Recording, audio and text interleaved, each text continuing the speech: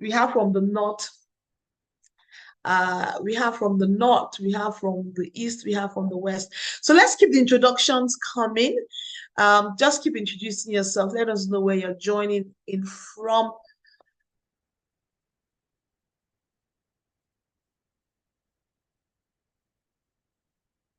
Yes, so our guest is here.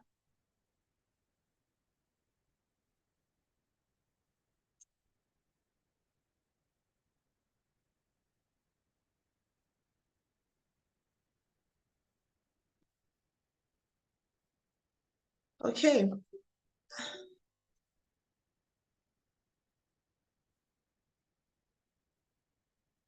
Okay. Please keep the introductions coming.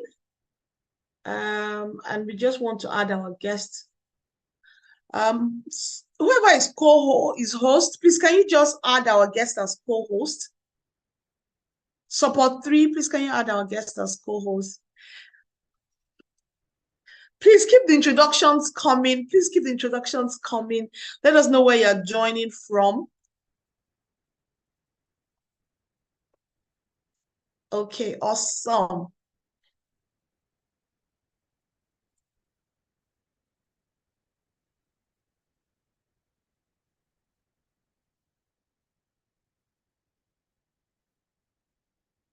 Okay.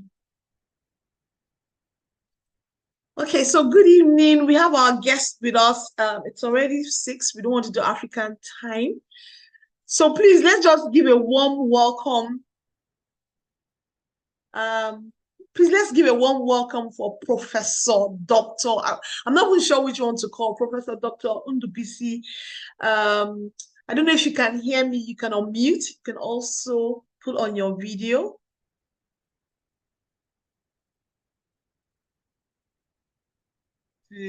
Oh, okay, great. Sorry, I'm just unmuting now. Hope you can hear me. Sorry, I'm just getting ready. Yes, go ahead, please. Yes, we can hear you, and you can also put on your video. I hope you're in a place that you can yes. I'm putting on the video. Just a minute. Okay, thank you very much. Okay, great. Yeah. Okay, great. Sorry, we're just taking a few minutes here. So I think everything looks good here. You can hear me and I can hear you. Thank you. Yes, thank you. Thank you so much. Oh, see, people are already excited to have you, here. I'm excited as well. Let me start, with a small introduction, just so that they know who we have in our midst. We're really honored to have you, Professor, Doctor. I will add all of it. You're an engineer, you're an entrepreneur, you're a professor, you're an investor. We are blown away. You have 2 doctorates, 4 master's degree, including a PhD in engineering from the Johns Hopkins University from the States. We are excited to have an inventor with us, someone that, you have a number of patents. One of it has to do with a robotic system, which we're excited to have that the United States government acquired. We also have bragging rights to be able to say that, our brother was part of the people that invented something in the iPhone and the iPad. That's bragging rights for us. We know that you're the chairperson of Fast Micro, and also Techcadia Capital and Techcadia Institute. I follow you on LinkedIn, and I always love your posts in terms of, when you're talking about the issues in Nigeria, always from a very objective perspective. You're a regular contributor to the Harvard Business Review, where you write on innovation, technology, and business, always with a focus on Africa. Because you're a professor, we know you've held a number of professorships in CMU, in Babcock, just to name a few. You've gotten a number of awards. The list seems on and on. And we're just like blown away. Prof, I had to go and check your age. I'm saying, when did this guy have time to do 4 doctorate, masters, to have a job? We're just blown away. And I think we are curious. I'm personally curious. I haven't heard your story, and so I'm very curious. I would like to, I would like to hear that. How does someone growing up in the East, humble, is end up in the US? A major inventor, a major broker in that area. How did this all happen? Do you understand? Tell us the story. Give us the secret sauce. Nigeria will say cut soap. Just walk us through a bit of how it all started. Okay. Thank you so much, and certainly a great honor to be invited to come here to have this conversation with great, amazing young people. I just already noted here, Ndubuisi, I'm a village guy. So all these American words, fine. Thank you so much for that generosity and your kindness of your words. The one thing I would say here is this. I don't necessarily see that as anything big. All of us, each of us, and every one of us, we must have also accomplished different things in our different capacities. If somebody has taken my path, or that I have followed the path I have taken, does not necessarily mean that I have actually done better than others. So just look at it this way. If you finish university when I finished from Federal University of Technology, Owerri, and let's say you decided that you could actually stay in, go back to your community, and you started a farming business, and that farming business has grown to provide opportunities for people to earn a living, it could be that you've actually accomplished more than some of us who left Nigeria, maybe you came to the United States. So the way I see this is that all of us have different calls. And the only difference here is that our call you have, what have you actually done with that call? But looking specifically on my own, I attended Federal University of Technology, Owerri, Futo, and I was the best graduating student in my class. And so one of the most difficult things those days was just like there were jobs. The first job was to decline to work in the university as a research assistant. The second one was to go to Schlumberger Doyle to also say you didn't want to work in the oil industry because you wanted a place closer to the American embassy. Because I've always had this mindset that I would like to work in Victoria because you could sneak out to an American visa interview. But if they send you to Escravos, it was going to be exceedingly very difficult for you to sneak out of Escravos to come for a US visa interview. So I chose that path because I really like engineering. And so when the work came in the bank, the purpose was clearly, how could I save a lot of money, at least to buy my ticket, and also have an opportunity one day to move to the United States? Because the purpose was, I just want to get a PhD in engineering. But there was also another part of it. What if they don't give you a visa? That means that you have to be in Nigeria. And if you have to stay in Nigeria, how can you prepare yourself to be possibly among the leading financial professionals in the country? So one area then was, okay, let me take a look at all the executive directors in banks. If you go to every bank, you see that they have a page where it lists the executive directors and the leaders of their banking institution. And I took a matrix. I said, oh, Zenith Bank, these were their leaders. A Diamond Bank, where I was working, the UVA. When I finished that matrix, I saw that most of them, they had a lot of capabilities in financial services, financially domain as well as accounting. So I started accounting. I did what they call the graduate one, intermediate one, going to professional one before I later left. But the point is this, that you are trying to prepare yourself for the necessary capabilities that you need, so that no matter the paths you take, at least you have the opportunity to be on the table when they are looking for leaders in that particular space. So enrolled in many educational programs. I was working full time, of course, and interestingly, I didn't have to go for any vacation. I just asked my boss, put me on a night shift, so that when I work in the night in the bank, in the IT, in the morning, I fly to the University of Calabar for my MBA. And the next day I'll go to Federal University of Technology, Akure, where I did a master's program. So, but that was the life of a young man who had no family. And so it wasn't really a very difficult thing. Yeah. So, but the only thing there was, I saw a lot of benefits. That the time I was taking the course in FUTA, I knew so much about technology. And the time I was doing the MBA, I was contributing in the IT department from the business angle. And there was this correlation that the more I deepened my insights, I just made myself better. The more things were actually working in the office. So I would say here it's sounding a little bit humble here that the path I have chosen is not the only path. That you could have also done in a different way. The most important thing for us as professionals, as young people, for young people here is to understand what you want and don't be pushed into taking the easy path. Like I said here, the first job I got in Futo when I was finishing 8 months to graduation was in Borders Telecoms. They gave me a Mercedes Benz. They gave me a 3-bedroom furnished apartment. They gave me a driver. That was in Aba.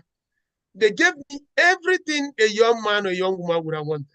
But when I got to that company, I stayed 2 days. I said, does it really mean everything I have done in Futo? It's just about money. I said, it was so scary that I said, no. I said, I won't do this. You know what? I resigned. And I resigned and said, I can't, because my fear was if you stay in Aba, 2 things will happen. Every evening, you just go and drink and you come back and you go to work the next day. It was all about money. There were no schools, there were no universities for you to do master's program. And I resisted that kind of lifestyle. But people chose that. That does not mean that did not work out for them. So it's like, what is it that you really want to be? To a large extent, deciding what matters could actually be more important than actually getting to that destination. At the early phase of my career, making money was not important. What was important was developing myself. And I did not spare any money in order to get the education I felt I needed. So I bought academic forms, took a lot of education, and I'm really very happy how grace has actually made that things have worked out well. Thank you. Wow, honestly, I've been jotting down things, and I thought to myself, if they'd given me that your offer, I don't know if I would have said no with the car, with the house. But I took two important things away from it. Know what matters, what's important to you. Also, develop yourself. Don't take the easy part. And so, all the young children that are listening, don't take the easy part. Develop skills, seek knowledge. That is so important here.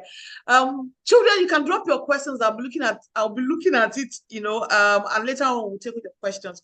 Okay, so Prof, we've heard the first part. So the second part that we are curious is, how did you end up being part of the team that developed, first of all, how did you end up with your first patent? How did it come about? How did you also be part of that team that, invented the sensor that is now part of the iPad? And we were just wondering what was going through your mind. So, okay, you had started PhD, you had small business sense. How did you get there? What was your mind? What's your psyche? Maybe there's something that we need to learn from a bit of what you. What's the DNA of an inventor? Maybe that's what we're trying to get to. What's the DNA, so that we can all learn something from it? Yeah, I think, thank you so much. I think the most important thing here, it's not necessarily making it look like there is something magical or great about being an inventor or maybe working in some special projects. I think it comes down to opportunities. When I left Nigeria, I didn't know how to configure transistors. Transistors are the building block of microprocessors. When you look at all these integrated circuits, looking at your phone, there is a little stuff inside. Sometimes the color is black. Inside it, we have what we call integrated circuits. Those integrated circuits that contain transistors. So in Johns Hopkins University, my doctoral program was in building microprocessors. Essentially, how do you configure these transistors so that they can do the things they're supposed to do? And in a typical top 10 American university, you are usually given problems that nobody has an answer. It's not like your professor has solved the problem and now he's asking you to mark time to get a PhD. The system is designed in a way that the professor writes the grants. And that means that he wants or she wants to solve a problem that the society needs an answer and a solution. If you are recruited as a PhD student, he or she throws that problem to you. He doesn't have an answer, but he or she has a framework how that answer could be actually gotten. So he just gave me one, and that was it, to build a robotic system that can actually help in what he wanted to accomplish. And we started working. And at the end of the day, the ideas, the hypotheses I came up with and the way I solved that problem, nobody has solved it. And so the university felt, hey, let's file a patent for it. It's as simple as that. And smarter men and women do that there are people that file this in every month as they are living. So there's something big about it. The only thing that is big is that you are given an opportunity to solve a problem, which is unlike most African universities where it's more of you are just copying what is already there and you are presenting it as a PhD thesis. But in top US schools, there is likelihood that the problem you're solving, nobody has attempted it. And I put it this way. If you are enrolled in a top 10 US university for engineering, the first thing you realize is that most of them, they don't have course requirements. In the Johns Hopkins University, for example, there is nothing like course requirements. What that means is there is nothing like you have to take 40 courses or 20 courses or 10 courses, nothing like that. The only requirement is about 6, 7 professors. We know when you are ready to graduate because of the new body of knowledge through research that you have brought in as a PhD student. So because there is no course requirements, there's something like, oh, let me take 3 courses this month, this semester, nothing like that. In short, if you are very, very smart, you can graduate within a week, provided you can generate enough new knowledge that will be so compelling new that they will vote that you are ready for graduation. And that's when you read that Marie Curie, Pierre Curie, all those great scientists, some of them graduated PhD in 18 months. Those things are possible because when she came up with some of the new ideas even her professors knew that she was smarter than them. And because she was smarter than them, they gave her a PhD because there was no course requirement. So if you go to FUTO today, they may say you need to take about 90 credit course or something. So whether you are smart or not, you have to stay in school to take all those courses. So in the UX, you design a strategy as a student. I took courses in medical school because the problem I was solving, I needed to work with doctors. I took courses in English. I took courses in mathematics department. You can decide any course you want to take, provided you solve that. So it's also a great thing that by the time you finish, you become exceedingly very knowledgeable, I must note. So one of the job opportunities which came up was to work in building inertial sensors, accelerometers, who could actually be used in the iPhone. So I had the privilege of going to ADI, where I was a global lead AC designer, building mechanical, electromechanical system, we call it MEMS devices. And nothing big. You just doing your job as, in America, they pay you money at the end of the month, nothing really much. Just like every other job in the world, except that, hey, it could actually be very, very lucrative because they do pay you very well. Thank you. So one child is asking, please, what was this thing what sensor did you invent, sir? This is from Joshua. He kind of wants you to explain a bit. So we've been talking about this thing you've invented. Okay. So maybe say it in a layman's language of when we look at our iPhone or iPad, that thing, what is it exactly? Okay. So let me say this way. If you open your phone, I don't know, maybe if you look at electronics or you look at a TV that somebody has thrown into the trash bin, there are a lot of things, they have a color most times greenish or they're also black. That's what we call integrated circuits or chips. The one I work on, I study human biology. Human biology is looking at the anatomy of man, anatomy of woman. I try to understand how neurons and synapses work, looking at the human intermediate neurons, efferent and afferent neurons, and locomotive neurons of humans, how we can mimic the event-driven asynchronous parallelism of the central nervous system and see how we can build micro. You know, he's trying to get an answer, so he's going to get into trouble now. So I will just say, cool down and just. As if you don't understand anything. But he wants to get an answer into electronics. So I just see that, hey, listen, how do you understand human system that you can build microprocessors that can emulate how the human systems work. So in that specific case, you have, so for instance, if you go to most parts of Nigeria today, you see people who are paralyzed. Most times it's not that their legs cannot carry them. What happens here is that the spinal cord has an injury, that the signals from the brain does not get to the locomotive neurons on the legs. As a result of that spinal cord injury, they cannot walk, they can't stand up. So what we do is to see how those signals that are coming from the brain could be generated and integrated circuit, so that when you implant it at the back of that person's spinal cord, they can reactivate that locomotive neurons on the left so that that person can walk.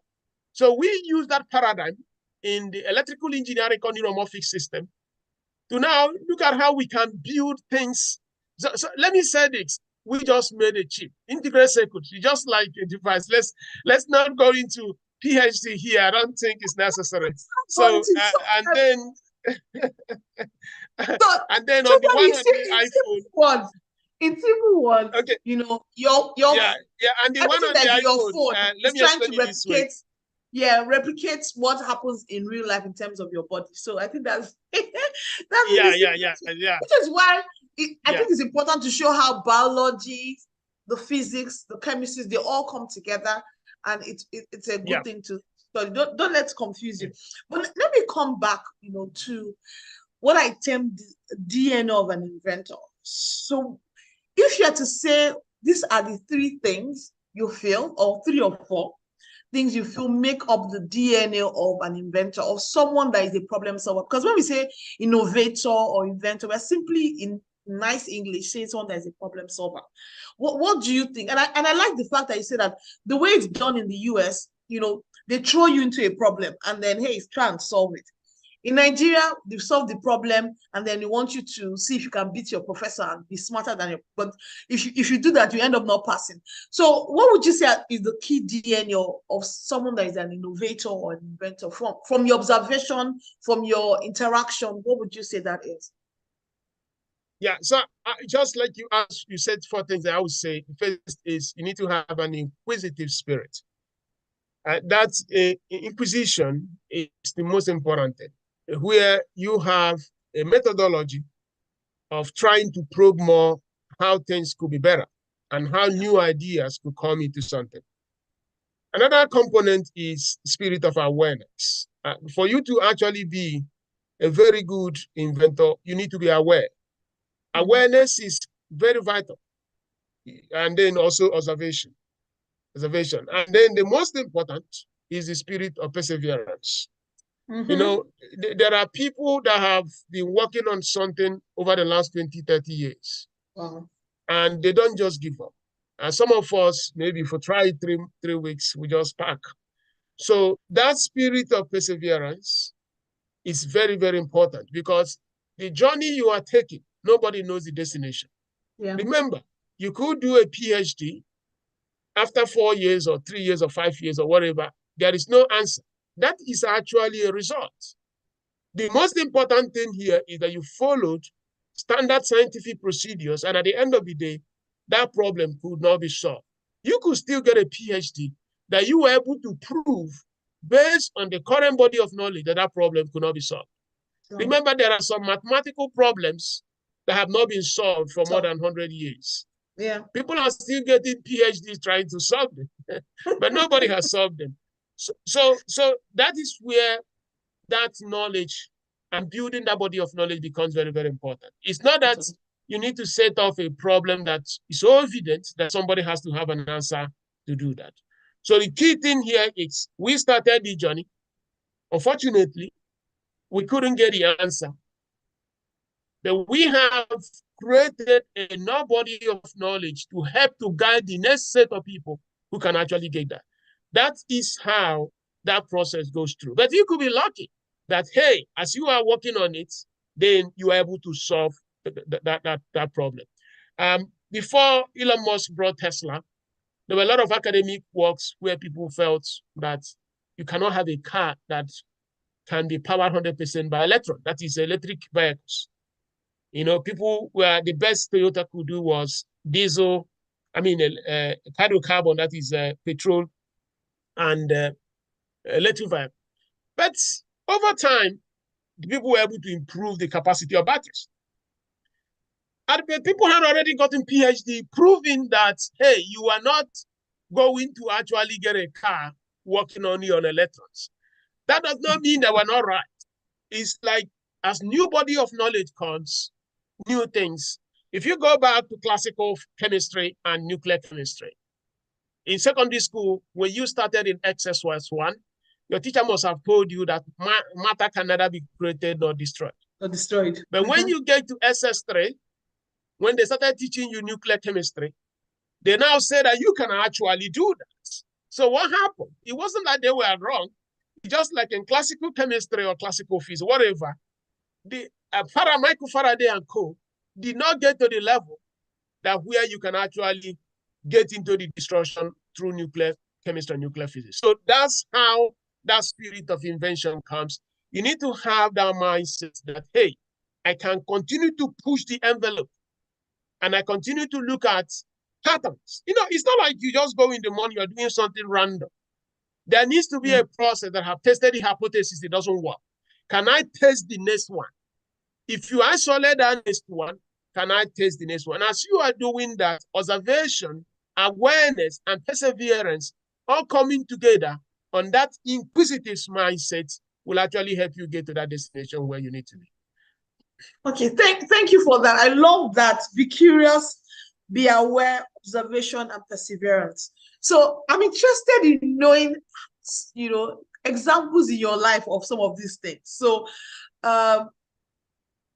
what have been your own challenges? What are the things that you've had to persevere? What was there a time when one of your hypotheses, or one of your inventions, or one of the things you were working on didn't go as planned? What were the lessons you took from that? What are the lessons that you can share with regards to that? Just let's put this DNA to practice, and let's hear some examples. Yeah, of course, there are projects that you begin. At the end of the day, you give up. I think I can give an example. When I visited the village, in my village in Abia State many years ago, and I live in the village with my grandmom when I was in secondary school in the village. So I saw how she toiled in the farm. So I felt within myself that one day I could build a solution that could actually help people in the village. So that was the motivation behind Zenvus, which was an agro-tech company that if you put out sensors in the soil, they collect information like temperature, moisture, humidity, electroconductivity of the soil, send that data through satellite or GSM into a place where we have built some computational models to make sense of what was happening in that soil. We also have some special cameras that when you concatenate what was going below the soil and what is going at the vegetation of that crop, we know whether that crop is getting enough nitrogen, phosphorus, potassium, so that you can go to the farm and know the right fertilizer, enough water, irrigation process you need. So we built that Zenvus, and it was very, very good on paper. And then we opened the office, where to start distributing it. But there was one problem I did not include. To be honest with you, that problem was that there could be a scenario where farms are not safe. Farms are not safe. Where somebody can go to a farm and he could be kidnapped and So when that, I think you could just Google that Zenvus We got to the Rice Farmers Association in Nigeria. They wanted a deal, even the government took some pictures. Then I had some of my engineers, they visited a farm in Jigawa. There was a scare that one of them could have actually had an issue. So I shut down that business. Wow. And I shut down the business, decided that under my watch, there will not be a case where a woman will call me, hey, somebody went to work for you. My husband went to work for you, and they kidnapped him. and it was a very risky thing that I cannot just see how to forgive myself if that guy doesn't come back to the wife. So to avoid that happening, I wrote down, if you go to zenvoice.com, that website is gone. You just shut it down. So it was a very huge setback, because as I'm speaking with you now, there are still customers that are still asking, send it. But we say no. Until I am sure that if I ask a young lady or a young man, go to the farm, set it up for that cooperative, set it up for that client, that he or she will be safe to come back. But if I cannot guarantee that, then means there is no need for that business. So that is where that challenge has always, it's not a technical engineering problem, but now these are insecurity related issues. And they're also part of the game, because Zenvoice is a product. And for it to be a sustainable product, it has to have markets. But if the market environment becomes toxic because of insecurity, there is no way you can actually run that operation. So that's a very huge lesson. The next time I have to do such things, I'm not going to focus on the technical viability, whether I can design it, that I'm also going to look at, after designing it, can you actually go to a farm and install it safely, and then have confidence that, yeah. So that's a very, and we lost significant amount of money on that. But we think that shutting it down is the best decision, so that we don't put people at jeopardy. Thank you. Okay. Thank you. Honestly, it's interesting to hear the stories and know that, okay, people do experience issues, and in the end, the success might not be what you planned. So some people are, asking in the chat, and they're saying, look, it almost seems as if, from listening to your stories and listening to your experience, almost as if there's no hope for people schooling in Nigeria. So are we saying that we cannot make innovators from people that have gone through the Nigerian educational system? Not everybody be opportuned, to school outside of the country. A lot more people be here than Jackpa. So what are your thoughts on that? What's your advice? So there are children online, there are parents online, and not everybody can pay with what dollar is even less. What can they do? What can they do to ensure that they are building in their children this fourth characteristics you said, whether it's within the educational system or outside the four walls of the what would you advise yourself if you are back here? Now that you know what you know. Let me say this. Nigeria is an amazing place to actually educate a child. There are two things. The child has to be prepared. Then, of course, there needs to be a supporting mechanism for that child. I think about the last 24 hours, I wrote an article that besides education, we also need to have a support system. The educational system in Nigeria is not bad. What is really bad is what you do. It's not bad, though. Yeah. So, the educational system in Nigeria is not all bad. Thank you.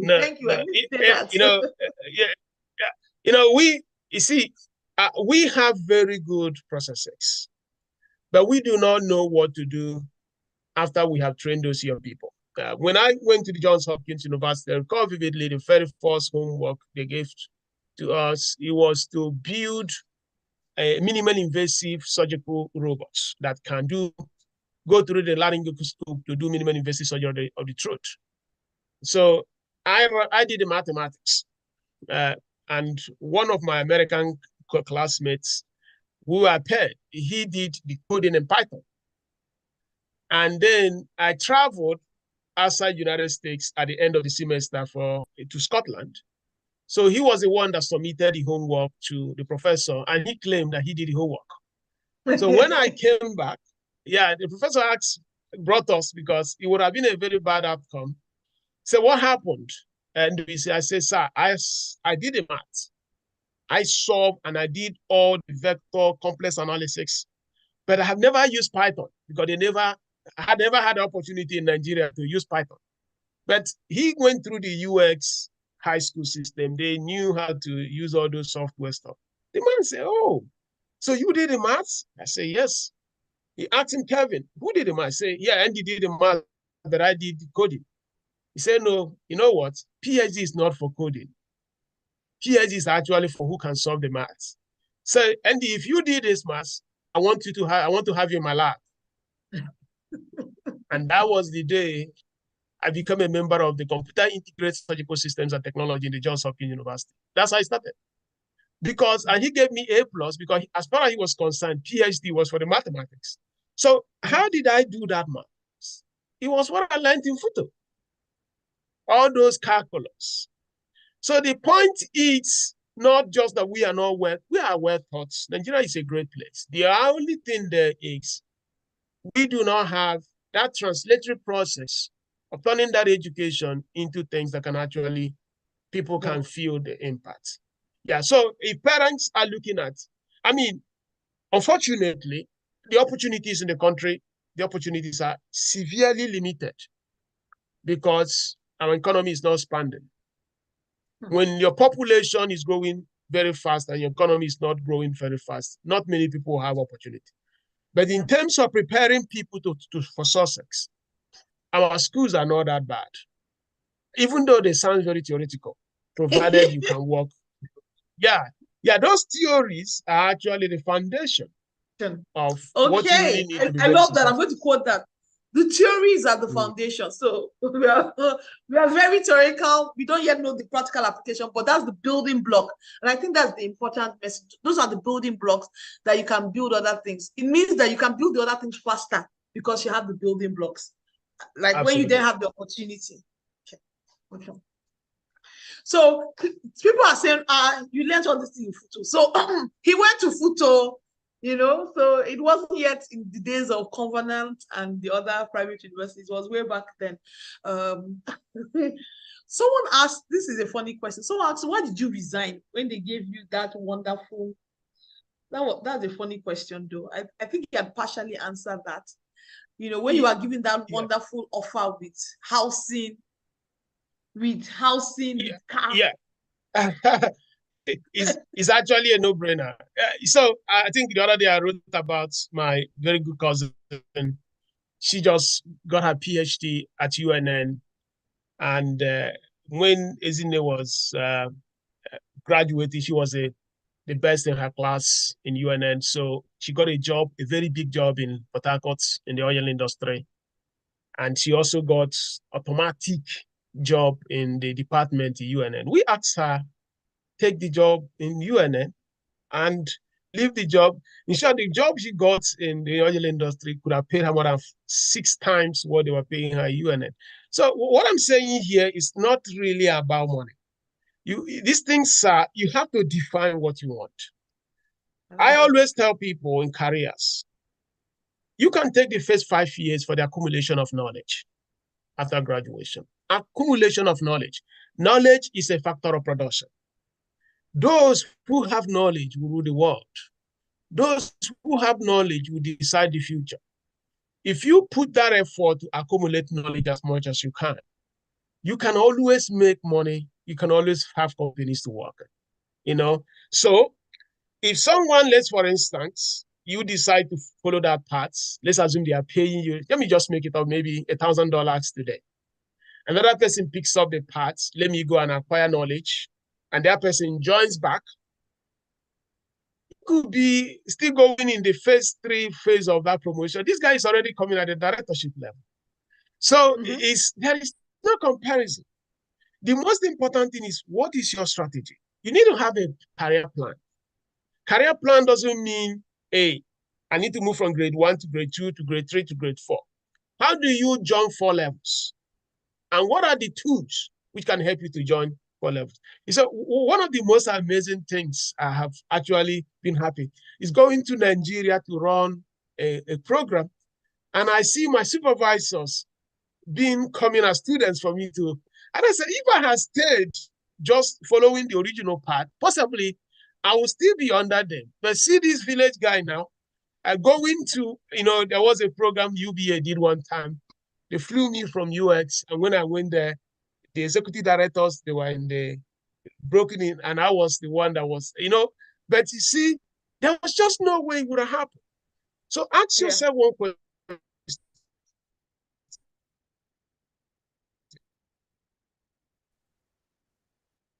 Of knowledge, immediately be working when accumulating that knowledge. When I was in Diamond Bank, I was working full time, but I was also making sure that I was doing everything possible to get a master's degree when I was working. So, but if you just relax, after 6, 7 years, the documents that will help you to get to the next level in Nigeria, you don't have, because we are still a certificated country. Because people are now looking at you, okay, you have done so well in technology, you've done so well in engineering, but we are no more looking for a technical person. We're looking for somebody who has technical background, but who can help us run the business. That means that you are moving into middle management, where it's not just the technology, it's also understanding of business in addition to having the technical capability. So if you have an MBA, for example, you have an edge over that guy who is very, very good technically, but who does not have it. By the time you get to the 12th year after graduation, you are now moving into transitioning into. So knowledge is key, and you have to figure out a way to invest in it. But just pursuing money right on graduation, I mean, it's good depending on your family background, where if you have many young ones or you need to support a family, do it.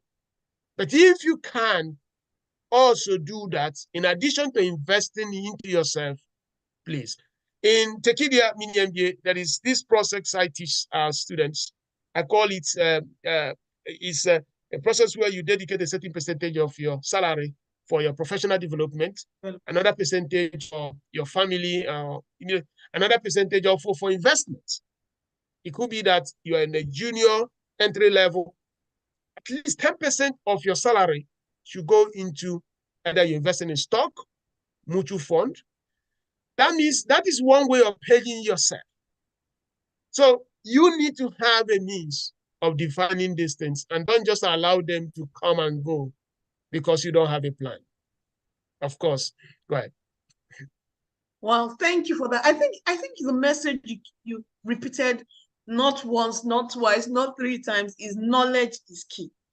And so I hope, for the parents that are here, because I see some parents, for the children that are here, what we are saying is seek knowledge. Now in the social media area, people are seeking fame and likes, but I think the message is key, seek knowledge. And the good thing now, which I tell parents and children all the time, is that now knowledge has no padlock because it's all on the internet. A lot of things that you want to learn, you find that people the body of knowledge is out there. Look for opportunities to learn. Let it not be that all we spend our time is on video games and things like that. Ensure that your children are exposed to a number of things. Okay, so Prof, I'll ask, if you're to advise parents, because I can see that we have like less than 10 minutes. If you're to advise parents, knowing that a lot of parents are anxious, that's the state where we are in the country. They are anxious about the future. They're anxious about children's education, getting work, making it, being successful, which is the fear of every parent. What would your advice be? And especially for those that their children are in secondary school now, and those that their children will be going on to university, or even those that are leaving university to go to look for a job. What would be your advice to them at this time? Absolutely. I would say here, the most important element of education, because we are living in an era where opportunities are increasingly becoming limited.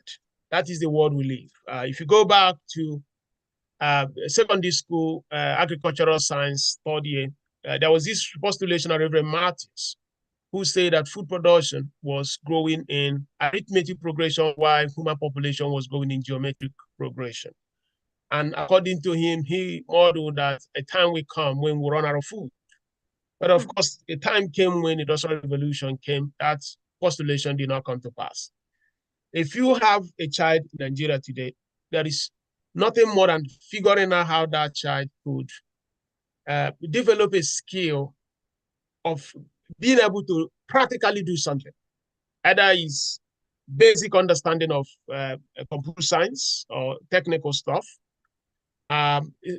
Assuming a scenario where jobs are not available, what can that child's skill set help?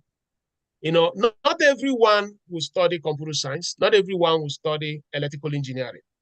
But if you look through, you realize that these are actually areas you rarely find people who are in those areas that don't have opportunities. Because if you're a chemical engineer, you need a very big factory. You need a lot of money for you to start. But if you're a computer scientist, you need a skill set. All you just need is your laptop. So no matter what we do, that computer nativity, making sure that our child is flared with the basic understanding of computers and then directing that child to get into the productive aspect of it, can actually secure to a large extent that child's ability to earn a living. Then abroad is great, but there are also many people who are abroad who are lost. Don't think that there is any different factor you have to work when you come to New York than when you are in Lagos. People who come to New York and do well, they are actually going to do well also in Nigeria. Yeah. People who do well in Nigeria, they're also going to do well in United States. The only difference here is that you wake up in the morning in New York, you want to work. At least there are places that you can work. But in Nigeria, you may not have that opportunity to work. But the standard of success, the methodology of success, the pathway to success in life, I think that thing is universal. That thing is universal. You know, we invest a lot in all these startups. You know, Tequila Capital, we just invested in about 10 companies last week, spending millions of dollars. Most of these guys are in Lagos. They are solving problems many of us are complaining about. And when they are solving this problem, they are making tons of money. So how do you get a child to see that all these challenges that we are having in the country, that great minds can actually go and fix them? Let's look at, do you know the most capitalized financial institution in Nigeria? It's not Zenith Bank. It's not GT Bank. It's actually Floraway. Do you know that Money Point processes $14 billion a month? $14 billion a month. No bank in Nigeria comes close. And these institutions are less than a decade. So opportunities are right there in the country. But of course, for kids in secondary school, the number one thing parents have to do is to make sure, as much as possible, let them get the best possible education they can. But don't think that just going abroad magically fixes everything. No. If you come to New York, there are a lot of Nigerians driving car. They can't even afford to buy a ticket to come down to Lagos, and they are stuck here. But there are people who have done very well in Nigeria. They come here using the same methodology. They do well. Finally, because of time, I'll say this.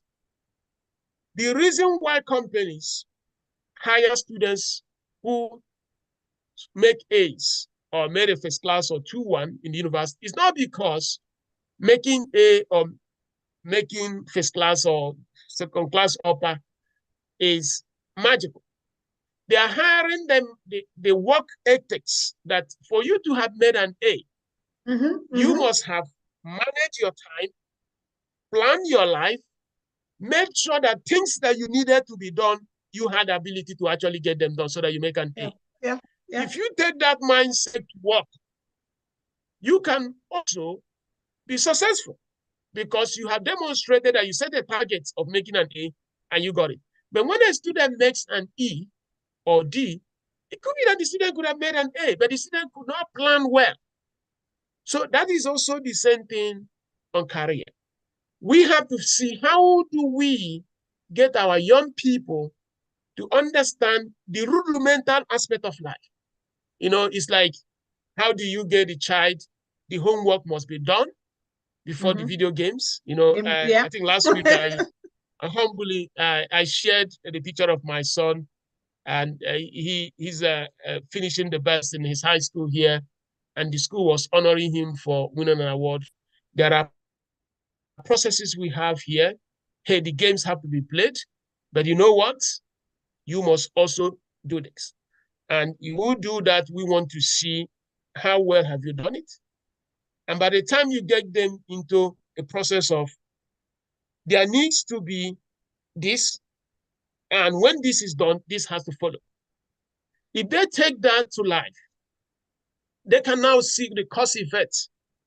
Yeah. And if they keep improving on it, the tendency of being successful becomes very, very high. Thank you. Okay.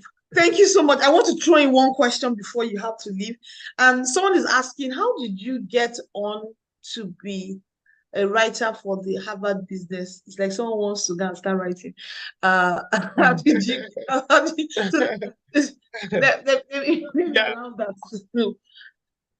Okay. Yeah, so it's invitation only. That means you can't even apply because there's no place to apply. And that is also a very big lesson because most of us are shy. We are extremely talented and we know a lot of things, but we just want to hide in our corner so that nobody will say that we know.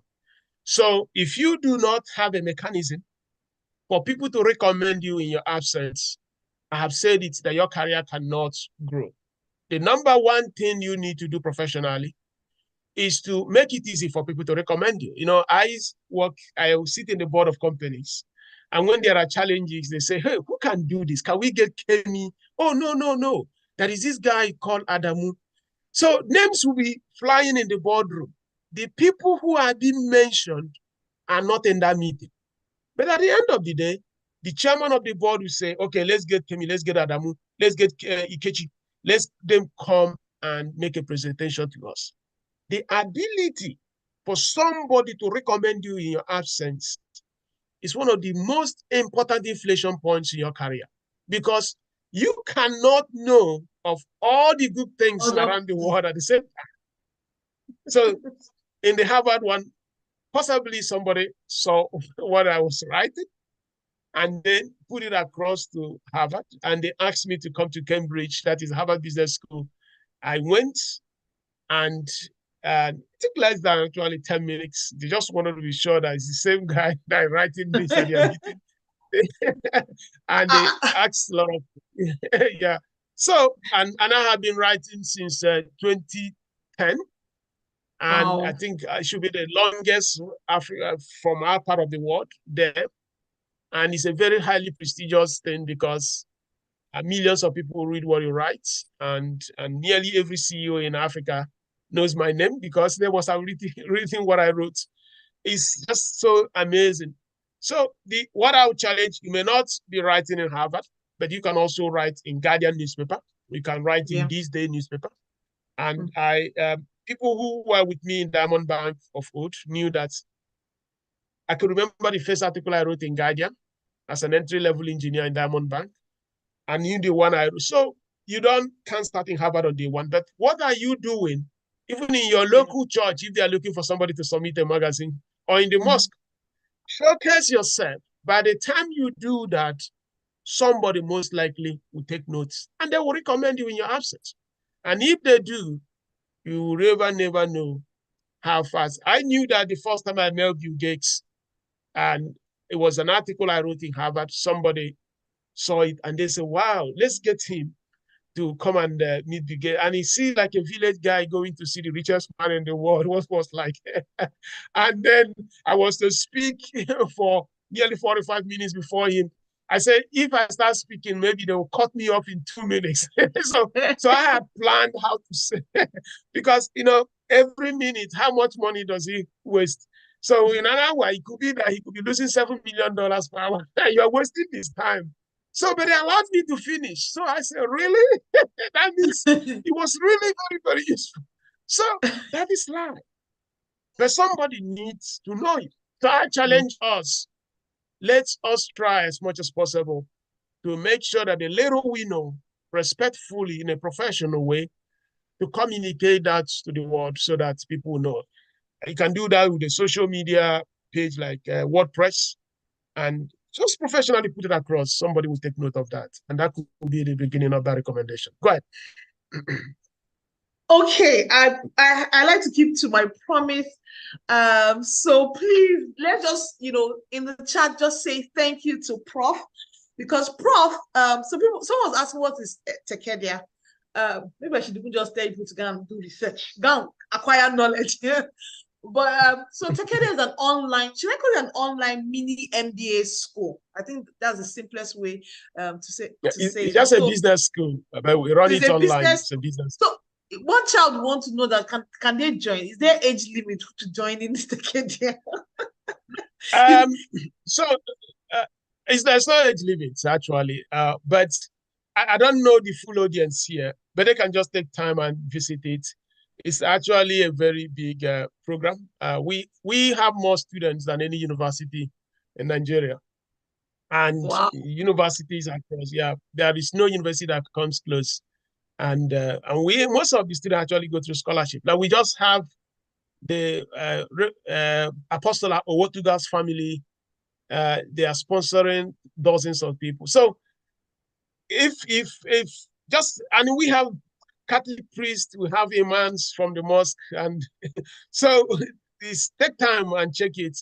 It may be something useful if you are focusing on understanding the mechanics of markets and how business can drive efficiency in our beautiful world. Oh, honestly, Prof, I don't know how to thank you. When I put out the webinar, people was like, you people have big money, or you're paying Prof. I said, it's no doors that problem. opened. But honestly, this is completely awesome. I know you have to leave, but thank you so much. There's been so many nuggets for the parents that are here, translated for the children as well. Get a skill. I love what you said about develop a skill as if there's no work. What's that skill you have? And I think that's what a lot of people living in university don't do. If you don't find work, what's the skill that you have? Realize that challenges are opportunities, and people are doing that in Nigeria now. People are making money now. Do you understand? Yes. Yep. Learn the skills. Know that having a 2-1 or a 2-2 shows that you are someone that knows how to manage your time. So that's very wonderful. Know how to use a computer. I think that's another good thing that you said. You need to know how to use a computer, because people are using computers in almost all the jobs now. So look for jobs. No problem. I would just want to also thank all the parents, and please don't be too fixated about your children's future. They will be fine. The only thing you need to do is just continue to guide them. One of the things here is every child has a great future, and we just have to help them discover it. That your child is not great in mathematics, but your child can draw. The beautiful world we have today, there is a future for that child. So I don't want you to get into this whole thing of comparison. And don't also think that the only future for that child can only come through New York or Canada or Germany. There are very beautiful things. Let me say this. The children of those who business-wise run Nigeria, they don't stay when they come here. They always back to Nigeria. Count them, 100% of them, the people who run Nigeria business-wise, their own kids are always in Nigeria. If that is not the case, you will now know that there is no future in Nigeria. So that means that opportunities remain in the country. So let's see how, no matter where, how we can be part of creating solutions to those, and the market system will also recover. So let me wish everyone good luck. Thank you so much for the invitation, and blessings, and bye-bye. Thank you very much, Prof. Thank you so much. Prof had to he had to drop off, but thank you, everyone. Honestly, I would want you to drop in the chat some of the things you took away. No problem. Bye-bye. Thank you. Bye-bye. This is why you need to be at the STEM Africa Fest happening on the 13th of July in Abuja, and on the 20th of July. You all need to be there. The links are going to be joined. Your child needs to come learn more about these things. Come let them, expose them to hands-on things. We're going to have science. We're going to have robotics. We're going to have coding. We're going to have 3D printing. You need to be at the STEM Africa Fest. For those of you in Abuja, it's happening on the 13th of July. For those of you in Lagos, it's happening on the 20th of July. You need to register. The links are being dropped. This is just a taste. This is just, a little taste of what to expect at STEM Africa Fest. Please, if your mom has not registered, you make sure you register. Early bird is closing tomorrow. So the price, you can enjoy 25% discount if you register now. Between today and tomorrow, you enjoy 25% discount. From Monday, the price goes back up. So STEM Africa Fest, all roads lead to STEM Africa Fest on the 13th of July if you are based in Abuja, and on the 20th of July if you are in Lagos. Lagos is happening at the Landmark Center, and Abuja is happening at the Rainbow Marquee, in Garki. So make sure you are there. Register, enjoy the 25% discount. And I think we've learned a lot from Prof. All of us have different journeys. We're not all end up being innovators, but get knowledge. I think that's one of the key things I'll take away. Seek knowledge, get knowledge. Don't be fixated about any money. Spend the first 5 years, 7 years of your life after school gaining knowledge, and it can be gained in so many areas. You can follow up with Prof on LinkedIn. We'll also share his LinkedIn. If you're in our WhatsApp group, we'll also share his LinkedIn, so you can also follow up with him. Very interesting person to listen to. Develop a skill, challenges. I have so much notes. The DNA of a problem solver or innovator, he said it: be curious, have a spirit of awareness, wanting to learn, ask questions. You need to come to STEM Africa Fest to even learn, be exposed, gain knowledge. STEM Africa Fest is one place to gain knowledge. He says, be observant and persevere. Honestly, there's nothing that happens without perseverance. It was interesting to hear that. So thank you everyone for spending your 1 hour with us. I'm going to tell them to also drop the link to join our WhatsApp group. We would, for everybody that registered for the webinar, would send you the link for the recording. And you can, also follow us on social media on STEM Africa Fest to keep abreast of the news. But thank you for joining. Register, enjoy your 25% discount. Prices go up, from Monday. This is the link. Join the WhatsApp group so you can keep abreast. We keep on doing everything STEM. We are strong believers in the power of science, technology, engineering, arts, and math in equipping our children for the future. And I think I liked what he ended with: don't worry, just invest in them. It can happen in Nigeria. They don't have to be abroad to make a success of their life. Thank you, everyone. Please just drop a thank you in the chat to show that you enjoyed the session, and it's been wonderful having with you this 1 hour. Don't forget, you can join our community on WhatsApp. Don't forget to register your children to learn more. This body of knowledge, let them come at STEM Africa Fest to learn more. Yeah, it promises to be that. Thank you, everyone that attended. Tell someone to tell someone to tell someone. All roads lead to STEM Africa Fest in July. Thank you, everyone. This thing was live streamed, so for those that registered, you get the link to YouTube so you can watch it again. Get your children to watch it. Thank you for all the people that have joined. Yeah, it was awesome. So thank you. We really do appreciate it. Wishing everybody a wonderful weekend, and to all our Muslim brothers and sisters, we wish you happy Salah. Thank you, everyone. Thank you, everyone. Thank you. Good night, everyone. Good night. Thank you. Good night.